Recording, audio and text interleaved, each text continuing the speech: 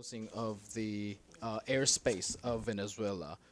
What is the United Nations position on the latest development? Our position remains consistent. I mean, we've seen the reports about the airspace, and I can tell you, and it won't surprise you, that we call for the full respect of states' obligations under international law, including the Charter and all other applicable legal frameworks, as well as the use of existing mechanisms to address any issue, including these issues, peacefully, ensuring the safety and security and connectivity of international civil aviation. I think any other detailed question about the airspace issues should be directed to our friends in Montreal at ICAO. The UN has staff in Venezuela and whatnot. Have you sought any more information from the United States? We don't have any further details. Our friends in ICAO are taking the lead on that. Our staff remains in Venezuela. Venezuela yesterday announced that they have filed a complaint with ICAO, the agency you just mentioned. Has that complaint also be received by the Secretary General? I haven't seen it. I can check if we were copied on it. What is the standard process? It's ICAO. ICAO is an independent, specialized agency. Anything having to do with things that fly in the air, planes, would go to ICAO.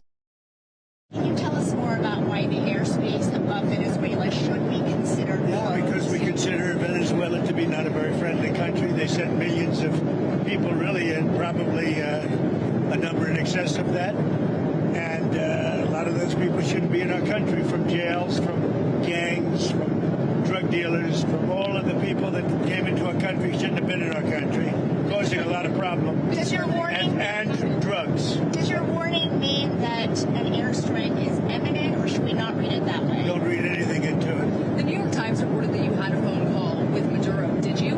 I don't want to comment on it. The answer is yes. And can you tell us a little bit about it? No, I can't do that. Would you say it went well? No, I wouldn't say it went well or badly. It was a phone call. Yeah. You've made so. Can you talk a little bit about the strikes and the controversy around Secretary of Defense Pete said? I don't know anything about it. He said he did not say that, and I believe it 100%. So you don't know if there was You're talking about the two men? The second strike to kill the two men. No, he said he didn't do it. He said he never said it. Would you be okay with that if he did?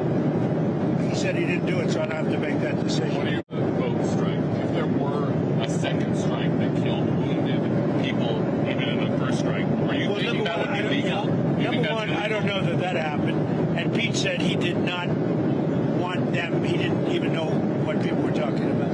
So we'll look into it. But no, I wouldn't have wanted that. Not a second strike. The first strike was very lethal. It was fine. And if there were two people around, but Pete said that didn't happen. Does that make you? I have great confidence. You say there's no second strike? I don't know. I'm going to find out about it. But Pete said he did not order the death of those two men. Do you have any concerns about how those boat strikes have been carried out at all?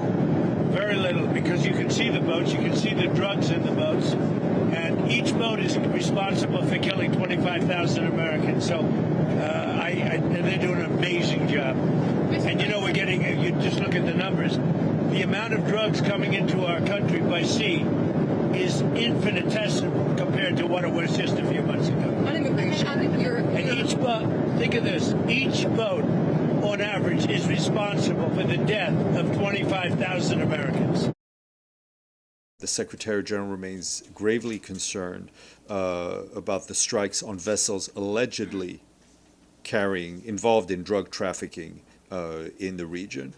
I would remind you and refer to what our High Commissioner Volker Turk said recently, which he says he found that these strikes may violate international human rights law and called for investigations that are transparent into these attacks.